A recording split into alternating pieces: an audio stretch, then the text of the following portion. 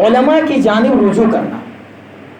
ہر وہ مسائل جو ہمارے معاشرے میں عام ہوتے ہیں یا جو مسئلے ہمارے سامنے آتے ہیں، اگر ہمیں اس کے بارے میں علم ہے، اگر ہم جانتے ہیں تو گویا کہ اس پر بات کریں. اگر ہمیں اس کے بارے میں علم نہیں ہے تو گویا کہ ان چیزوں کو علماء کی طرف رجوع کریں. ان چیزوں سے بہتر ہے کہ ایک انسان غلط راستے پر چلا جائے، اس سے بہتر ہے کہ انسان پہلے ہی کسی سے پوچھ لے. اللہ تبارک و تعالیٰ نے قرآن کریم کے اندر کیا کہا؟ فَإِن تَنَازَعْتُمْ فِي شَيْءٍ فَرُدُّوهُ إِلَى اللَّهِ وَالرَّسُولِ. جب تم میں سے کسی چیز پر یا کسی مسئلے پر بحث چھڑ جائے اور تم فیصلہ نہ کر پاؤ تو اب تمہارے لیے ضروری ہے کہ فَرُدُّوهُ إِلَى اللَّهِ وَالرَّسُولِ، اللہ اور اس کے رسول صلی اللہ علیہ وسلم کی طرف اسے لوٹاؤ. اب جب اللہ اور اس کے رسول صلی اللہ علیہ وسلم کی طرف لوٹایا جائے گا تو اس کو جو بتلانے والے کون ہوں گے؟ علماء ہوں گے نا. ایک عالم جو ہوگا، جو قرآن کا علم جس کے پاس ہوگا، جو قرآن اور حدیث کا علم رکھے گا، وہی تو آپ کو وہ باتیں بتائے گا. تو گویا کہ ایک انسان کو اگر علم نہیں ہے تو بہتر ہے کہ انسان سب سے پہلے علماء کی طرف رجوع کر لے.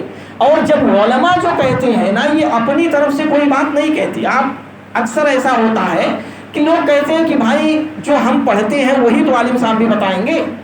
ایسا نہیں ہے، ایسا ہرگز نہیں ہے. مثال کے طور پر آپ قرآن کا ترجمہ جب پڑھتے ہیں نا تو آپ کچھ اور سمجھتے ہیں، لیکن وہی چیز جب ایک عالم پڑھتا ہے، عالم اپنی نظر سے اس کو کچھ اور سمجھتا ہے. بظاہر دیکھنے میں یہ لگے گا کہ بھائی جو ترجمہ عالم صاحب پڑھتے ہیں وہی تو ہم بھی پڑھتے ہیں نا، لیکن وہاں پر معنی مراد کیا لیا جاتا ہے اور عربی عبارت جو ہوتے ہیں ان عبارت سے کیا مراد ہوتا ہے یہ ہر کوئی نہیں سمجھ سکتا. یہ آج اگر دیکھیں گے نا، جو بڑے بڑے دائی اپنے آپ کو کہتے ہیں، فلاں فلاں دائی جو نام لگا کے رکھتے ہیں، جن کے پاس عربی عبارت پڑھنے کا سلیقہ اور طریقہ نہیں ہوتا ہے، دیکھیے کتنی غلطیاں کرتے ہیں.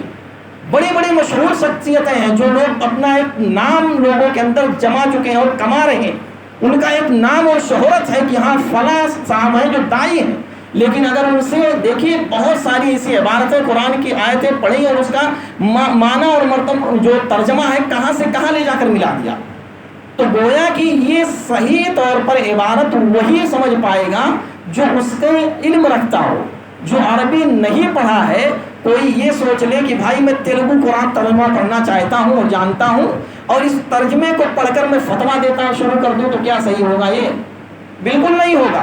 وہ اس لیے کہ آپ بس اس کے ٹرانسلیٹ کو جانتے ہیں، اس کے معنی، اور اسی طرح سے عربی عبارت جو ہے اس کے بارے میں آپ کچھ بھی نہیں جانتے. تو گویا کہ ایک انسان کے لیے ضروری یہ ہوگا کہ اگر آپ کو ہو بہو اسی طرح سے معلوم ہے تو آپ اس پر بحث کریے، اور اگر معلوم نہیں ہے تو انسان کے لیے سب سے آسان طریقہ ہے کہ اس میں اپنی عقلی دلیل نہ چلائے. اپنی عقل، اسلام کے اندر عقل کو دخل نہیں ہے، ہرگز نہیں ہے کہ ایک انسان اپنا ایک عقل لگا لے. ہاں بھائی ایسا بھی ہو سکتا کیا؟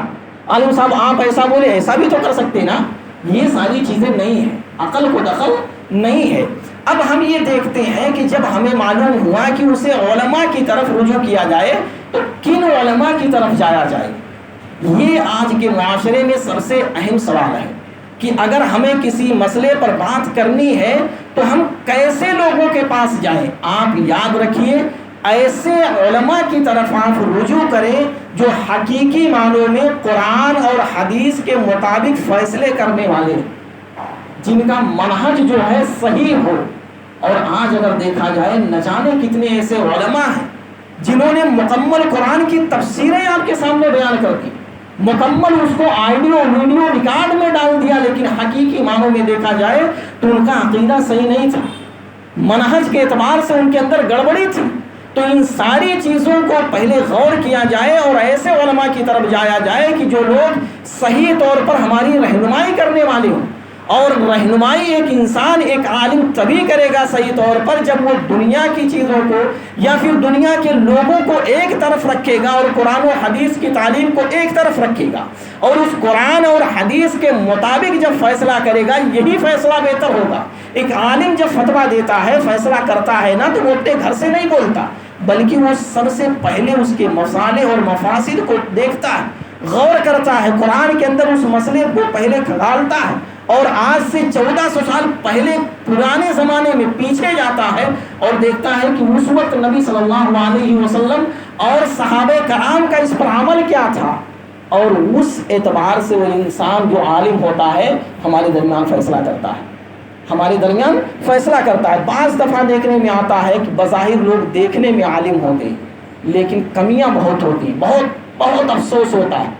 ایک انسان جب ایسی حرکتیں کرتا ہے تو ایک عالم جو ہوتا ہے حقیقی معنوں میں، جس کے پاس علم ہے اور اس کے سامنے جب اس طرح کی غلطیاں ہوتی ہیں، گرچہ وہ ظاہری طور پر نہ بیان کر پائے لیکن اس کے دل کے اندر بہت تکلیف ہوتی، پریشان ہو جاتا ہے کہ وہاں آیا انسان ایک ایسا شخص جس کو لوگوں نے عالم تصور کر لیا ہے، جس کو لوگ یہ جان چکے ہیں کہ ہمارا رہبر ہے، ہمارا رہنما ہے، ہماری رہنمائی کرنے والا، لیکن وہی عالم ہمیں ایسی چیزوں کی طرف لے کر جاتا ہے کہ خود تو ڈوبے ہیں صنم تم کو بھی لے ڈوبیں گے، خود تو گمراہ ہیں دوسرے لوگوں کو گمراہ کر رہے ہیں۔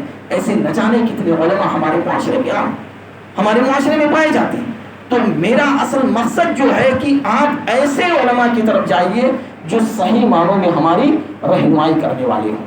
اسی طرح سے اور آگے جب ہم دیکھتے ہیں ایک اور چیز آتی ہے ہمارے سامنے 6 نمبر پر، قرآن و حدیث کو تھامنا، یعنی قرآن و حدیث کے مطابق عمل کرنا۔ آپ دیکھیے سورہ آل عمران کی آیت نمبر 101 کے اندر اللہ تبارک و تعالیٰ نے ارشاد فرمایا کہ وَمَن يَعْتَصِم بِاللَّهِ فَقَدْ هُدِيَ إِلَىٰ صِرَاطٍ مُسْتَقِيمٍ، یعنی اور جو کوئی اللہ کے دین کو مضبوطی سے تھام لے بس تحقیق کہ وہ شخص کامیاب ہو گیا۔ اللہ تبارک و تعالیٰ نے کیا کہا کہ جو دین کو مضبوطی سے تھام لے، دین کو مضبوطی سے تھامنے کا مطلب کیا ہے؟ کہیں دین ایسے رکھا ہوا ہے کہ اس کو پکڑ کے جکڑ لیا جائے یا اپنے گھر میں لے جا کر کسی پلر سے باندھ دیا جائے اور کہا جائے کہ بھائی ہم نے دین کو تھام لیا؟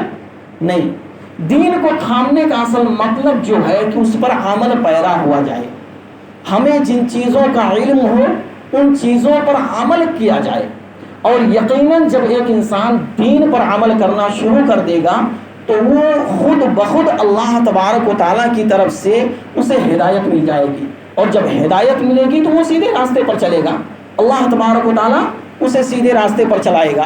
اسی طرح سے ایک دوسری جگہ پر سورہ زخرف کے اندر اللہ تبارک و تعالیٰ نے ارشاد فرمایا